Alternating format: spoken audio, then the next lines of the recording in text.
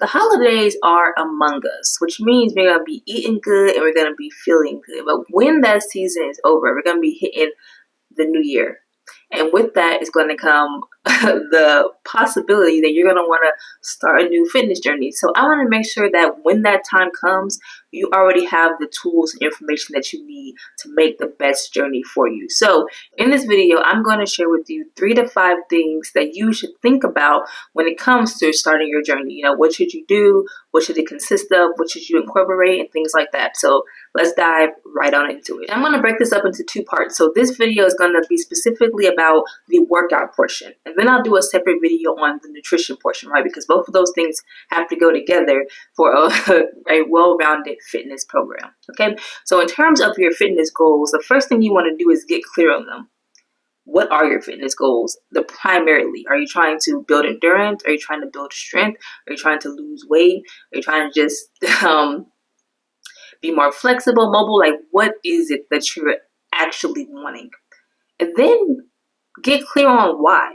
Why do you want that thing? Now, why is very important because it's going to help you dig a little deeper and actually attach emotionally to your goals. Because if you just have some goal and it's just like, you don't really feel any attachment to it, you're more likely to fall off when everyone else falls off with their New Year goal, right? But what's going to make you different this year is you're going to emotionally attach to it. So get clear on why. Why is it important that you lose weight? Has your confidence been shot being at the weight that you're at? Do you feel a little less attractive in your relationship and now that's suffering? Are you unable to do things with your kids? Are you unable to go on the rides or go on the hikes or be as active in your life with your kids that you want to be, or life of whoever, your friends, whatever? Are you always the one that has to sit out and you're just tired of being that? Is that why it's important to you? Did everyone in your family, get diabetes and die from it, or have heart issues, or all these things because they were severely overweight and you don't want that for yourself? So really dig deep. Do you want to build muscle and get stronger because you've been bullied all your life and now you want to be able to defend yourself or at least appear like you could, right? So it's like we have to really connect. So get clear on why you want these things. So that's the only thing that's going to keep you doing it. Now that you've decided what you want and why you want it, let's get clear on your limitations, okay? So do you have tight hips? Is your core very weak? Are you just overall weak? Do you typically have a rounded back and you need to straighten that up and clean up your posture? Like, what is it? And so this part is going to be a little difficult because maybe you don't know, right? And I have made a few videos on this topic and I'm going to continue making them, but this is where I'd recommend getting a little help. So every time you start a new gym, there's always someone there that's going to give you that fitness orientation, right? A consultation. And yeah, at the end of it, they might try to sell you on personal training. That's what you want. By all means, buy it. But a good person is still going to give you all the information and take you through an assessment and see how your posture is, how your core strength is. And so when you know where your weaknesses are, now you know what you need to fix on, or what you need to work on, I should say. So take some time and figure out where your limitations are even at currently. And like I mentioned, I'll make some videos on what I typically see when I'm doing meetings with people, and so you can kind of see what to look at for yourself. Maybe you just sit down and record yourself doing the exercises I'm going to recommend, and then you can play it back and see like, oh, I do exactly what she said. Like, I do squat like this, my knees do cave in, etc., etc. So be sure that you subscribe to the channel so when those videos come out, you can follow along and do them. Okay, number 3. You want to start in the stability phase. So the problem is when people are starting a fitness journey, they go straight to what people that have been doing fitness for years are doing right now. And that's just, it's too much too soon, right? So you really want to start in the stability phase because you're going to establish routines. You haven't been in a routine before, so you need time to get into it, right? You're going to be building a strong foundation. So you're going to work on your weaker muscles and all of the limitations that you explored previously. And then you're going to give your body time to adapt, because the first 4 to 6 weeks, that's all your body is doing. So you're really not going to see too much results in that time period because your body hasn't even adapted yet. But you have to keep doing it in order for it to adapt, right? So spend some time in that stability phase. Start there. Number 4, you want to actually create a program, okay? ChatGPT, TikTok, YouTube can only do so much, right? And so you can't just, I'm not gonna say you can't, but I highly encourage you to go into the gym with a plan instead of just doing things all willy-nilly, because those things may be taking you further away from your goals They may not be things that you need to do to support your goal.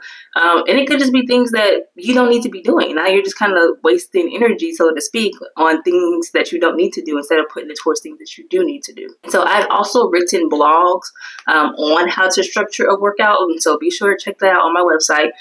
Just go to blogs and you'll find that in there. It's a well-written article about how to design a workout, right? But essentially, every workout should have the following components. Let me get them to you right now.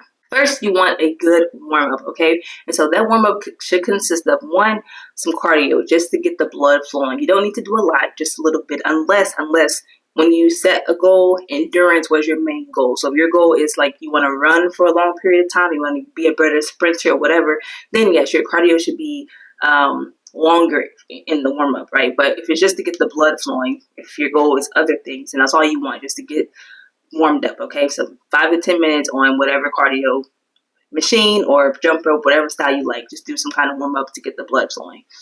After that, then we want to go into some foam rolling, okay? Because sometimes the muscles are like really tight. And the problem is when they're tight, we immediately want to try to stretch them out. But they're so tight, maybe first we need to actually massage them out to break up that bunch of muscles. So that's what the foam rolling does. It allows those muscles to break up a little bit. Now that they're looser, now we can go into stretching, whether that's static stretching or dynamic stretching. So you can do either one of those in this warm-up. So foam roll out, get the muscles broken up, and then stretch them out to their capacity. And then we want to go through an activation period. So you establish that one of your limitations was weak hips, right? Maybe you do an exercise that activates your hips, because if they're weak and they're not activating, you need to get them activated. Otherwise, when you go to do a squat or a lunge or whatever, since they haven't been activated, they're not going to fire when they should, making that exercise a lot harder for you, right? So whatever your limitations are, you want to activate those muscles in this period. So yeah. Second thing you want to do is, that's going to be your meat and potatoes. So this is where the strength training, resistance training, however you want to put it, is going to happen. And so in the stability phase, that's what we're talking about right now, spending time in that stability phase. This is where you want to do a very slow and controlled tempo, right? You want to do stability exercises, so like on the stability ball, or isolated movements, maybe one arm at a time or one leg at a time. Balance, maybe standing on one leg while you do an overhead press or a bicep curl. So all these things that are going to challenge your stability and balance, that is how your program should be written for you in this phase.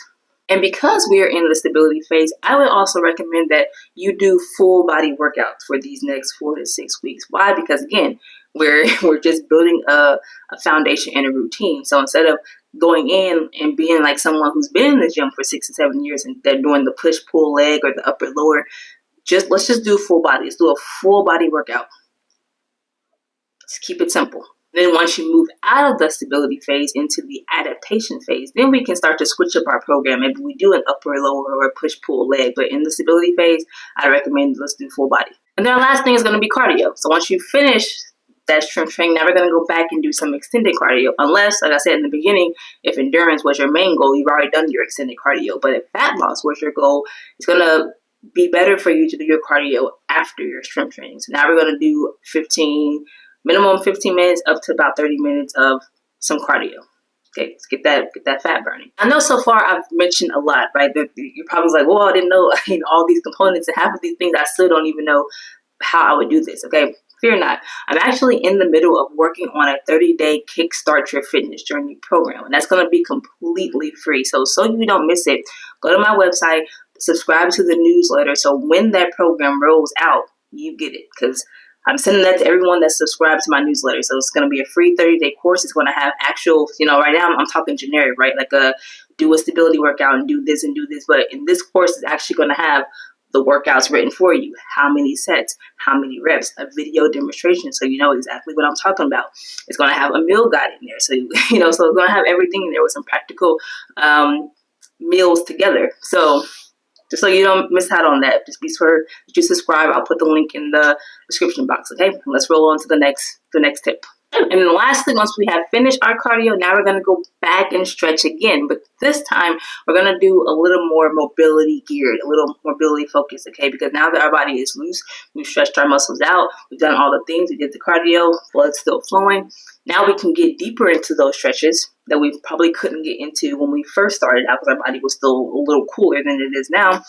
And we also can really focus on our range of motion in certain things. So again, if we notice that we had tight hips, now it's time to do hip rotations or hip carves to really get that hip working. And so over time, it can get stronger and more mobile and help you in your performance. Because again, when you have tight hips, you can't squat as low. If you can't squat as low, you're missing some reps in the tank. You're unable to fully take the muscle through its full range of motion and help it grow. So you'll notice that your performance is going to get better when your mobility is better as well. They go together. So let's spend about another 5 upwards of 15 minutes stretching again and incorporating some mobility. And number 5, like I mentioned in the beginning of this video, how a lot of gyms do offer consultations and then they may offer you some personal training at the end, okay? I'd recommend getting a coach, okay? Because like I mentioned also earlier in the video, YouTube videos, TikTok videos, ChatGPT, and you on your own can really only do so much. But when you have someone that can have eyes on you, that's already done all the research and education for years, and that could just show it to you, is that you don't have to go through all this research and discovery on your own. You're going to ensure that you do things correctly. You're going to see progress a lot sooner. And you're going to feel more confident in your abilities, especially, when you get that immediate feedback and that gratification, like, wow, I'm making so much progress. So I'd highly recommend it. Doesn't have to be here with me. Just get someone, okay? But if you would like to work with me, I do offer free consultations on the website as well. So we can book one of those, have a good conversation, and talk about how I can help you on your journey. So check that out and book that if that will interest you. And again, be sure that you subscribe, because in the next video, I'm going to talk about nutrition, how to make a good nutrition plan for yourself to kickstart your fitness journey. So I don't want you to miss that, because that goes cohesively with this video. And once that video comes out, I'll also link it in this video so that you can easily navigate it. There you have it. Those are the 5 things that you can do to kickstart a new fitness journey. You can do that as little as 2 to 3 times a week, maybe every other day while you're in that stability phase. And then when you move into the adaptation phase, now we can bump it up to maybe 4 to 5 days a week. But 2 to 3 is going to be very effective in those first 6 weeks. And that's going to ensure that you make it through the New Year's resolution time frame this time around. The knowledge we gain is powerful, but it's knowledge we share that makes a difference. So please share this video with someone that you know may want to start a new fitness journey coming up soon. They could use these tips and these tips to guide them through that. If you like this video, you know what to do. Give me that thumbs up. I highly appreciate it. And I'll catch you in the next video. As always, don't forget to crush it.